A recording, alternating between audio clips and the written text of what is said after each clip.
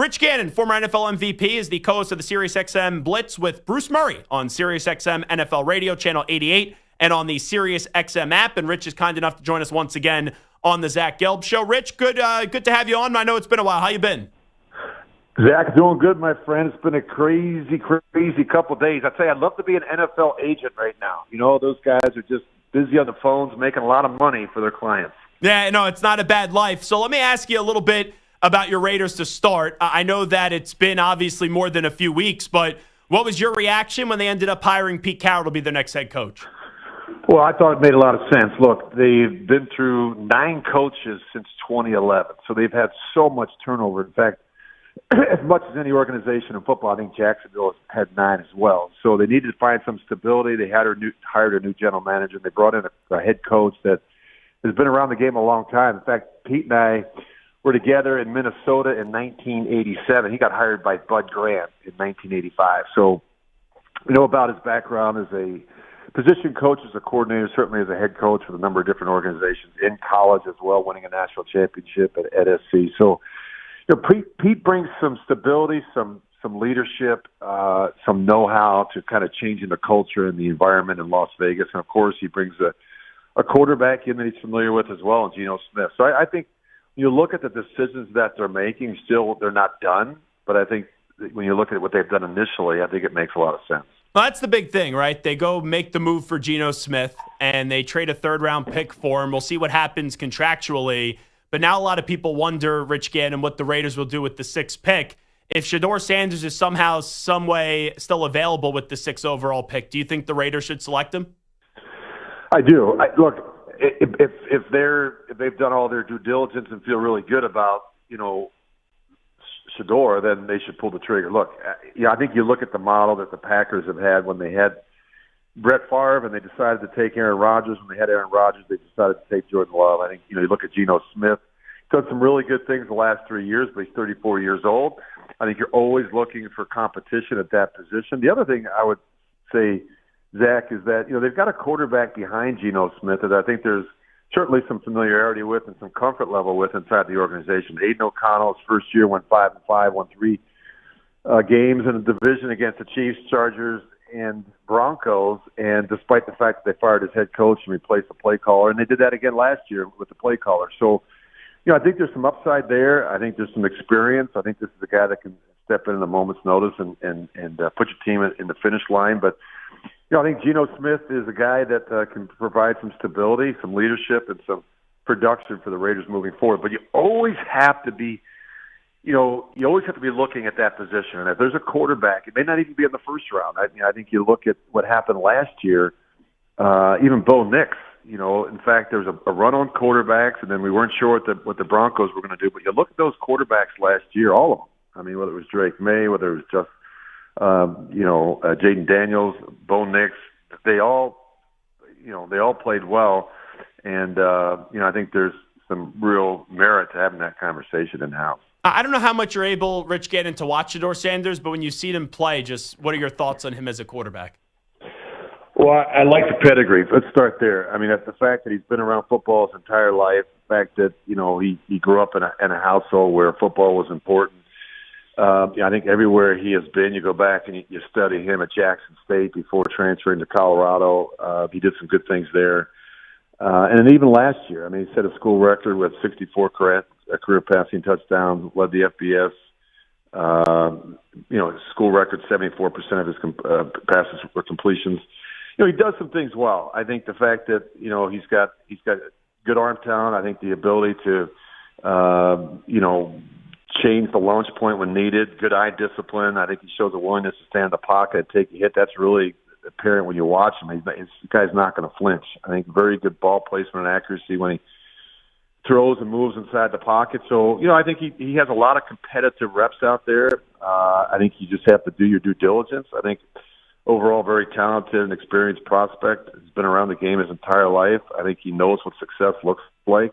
But I think like a lot of these quarterbacks in this draft class, Zach, I think he's going to need to be in the right system. He's going to need a staff and team around him to, you know, be patient with him to reach his full potential. I don't know that we're going to find a Jaden Daniels in this draft class that splashes onto the scene and wins 14 games and takes his team to an NFC championship. I don't know. I think we set the bar pretty high last season. Yeah, I also think the fascinating thing, and once again, I don't even know if Shedeur is going to be available with the 6th pick as Rich Gannon is here with us. Brady knows so much about him because they had a relationship before Brady even became the minority owner of the Raiders. So Brady's influence on this when it comes to maybe picking the next quarterback, to me, is going to be really intriguing.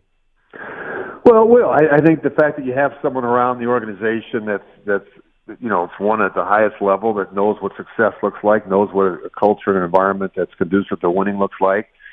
And so, but the one thing I would throw out there is that he's not in the building every day. He's got a home in Florida. He's doing NFL games each and every week. So, I think he can certainly weigh in on some of these decisions and certainly, be another set of eyes for Spytech and for Pete Carroll. But, look, they've got people in the building. They've got a pro staff, a college staff, a college scouting department that has to, go through all these quarterbacks. I mean, it's not just Shedeur Sanders. I think when you look at Jackson Dart, when you look at Quinn Ewers, I mean, one of these guys may fit the bill in terms of what they're looking for. They may even circle back in the second round or later in the first round and grab a quarterback. We don't know what the Raiders are going to do, but kind of in that catbird seat when you look at, a couple of teams in front of them that need quarterbacks.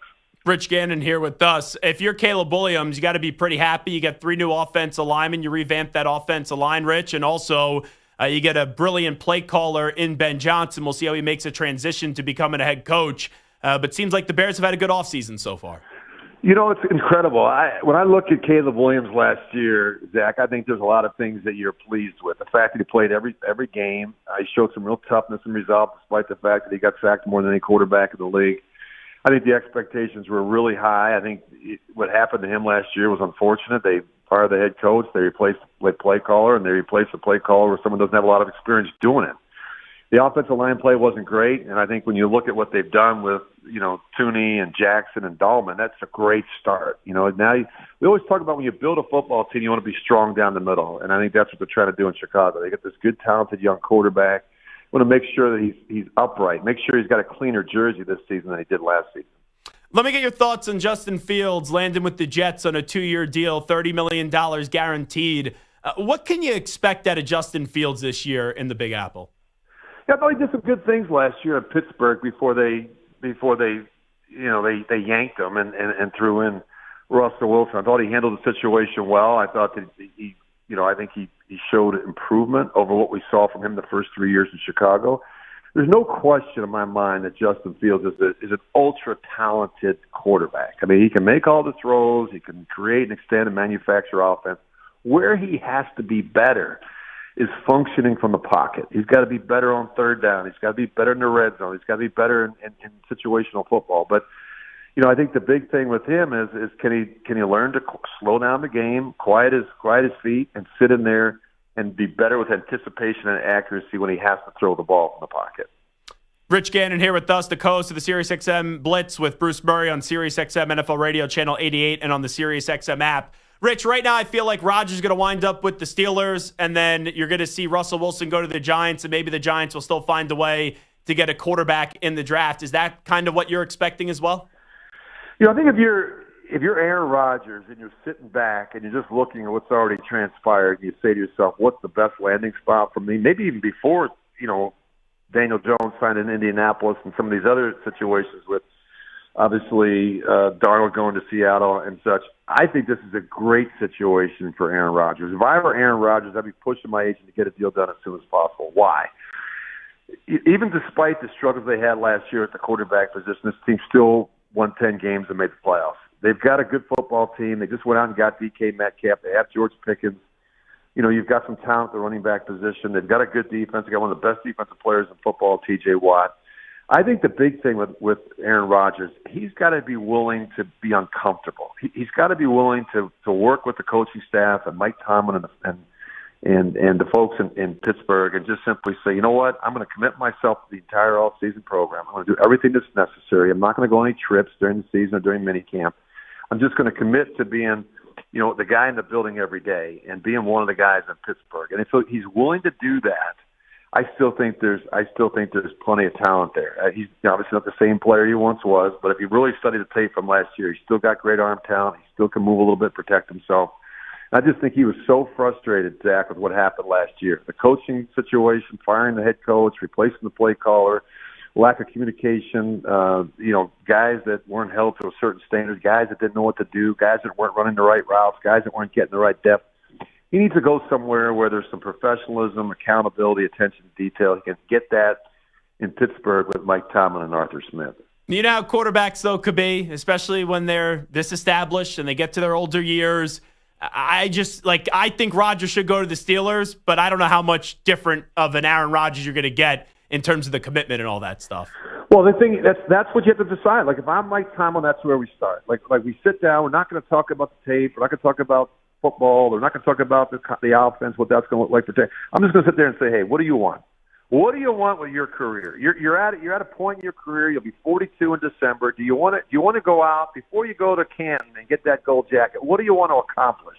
Do you want to have a chance to compete for a world championship? Here's the place. I've never had a losing season, but here's what I need from you before we even sit down there and talk about dollars and the contract and our offense. Are you going to be all in? Are you going to come to Pittsburgh, get an apartment, get a townhouse, move here, be in the building, be in the weight room, be in the meeting rooms, be out in the practice field, be in the OTAs? Like, I need a total commitment from you. And if you'll give me that, what I'll do is we'll put together a great offensive football system that you're comfortable with. We'll tweak what we have to tweak. But we're not going to become one of these wide-open systems of football where we throw it 40 times a game just so we can – we're going to be true to who we are. We're going to be physical. We're going to run the football. We're going to play action. We're going to change the launch point. We'll be aggressive. But you have to work with us. And I think that's what Mike Tomlin has to figure out. Is this guy going to be all on board, or are there going to be distractions? Are there going to be some things that he's not as comfortable with? Like, I'm not really at this point, if I'm Mike Tomlin, I don't want to go down that road. I don't want to set my program back to accommodate one player. And that would be a huge mistake if, in fact, you don't get a total buy-in from Aaron Rodgers. Last thing with Rich Gannon, the former NFL MVP. Let's get two questions here into the pretty much a similar topic. J.J. McCarthy, I think that he could be just as good, if not better, than what Sam Darnold did in Minnesota. And I think a lot of people are knocking J.J. I think he's in a perfect fit spot with Kevin O'Connell, Justin Jefferson, Jordan Addison, T.J. Hawkinson, and et cetera. And then for Sam Darnold, I thought it was a fine move by the Seahawks, $55 million only guaranteed. I'm just curious to see what he does with fewer pieces around him. How about a little on JJ and then Sam to end up the conversation? Well, I really like JJ. I've known him. Actually, we're members of the same golf club in Minneapolis, if you can imagine that. But not that you play a lot of golf in Minnesota in this time of the year. But let me say this. I think he's set up for success there. I think he benefited from what happened last year despite the injury. He's in the building. He was a big part of game planning. He was out on the practice field watching the reps. I think he was just staying involved as much as he could mentally, and I just think that they're really excited about him. I think he's got a lot of upside. I think it's a great offensive football team. It's a good defense.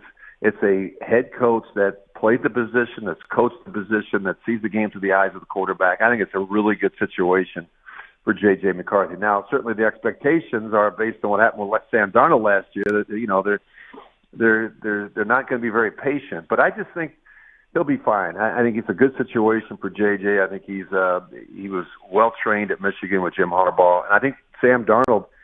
Zach, let me just say this. I'm pleased. I'm so pleased for this guy. I did a lot of his games for CBS when I was calling games in New York. He struggled. He struggled at SC taking care of the football. He struggled in Carolina. And he had that redshirt year in San Francisco before going to Minnesota last year. The best thing he did last year was clean up the decision-making, take better care of the football. And he played great football, with the exception of the last two games of the season. But I don't think they played well around him. I think it's a great situation for him in Seattle.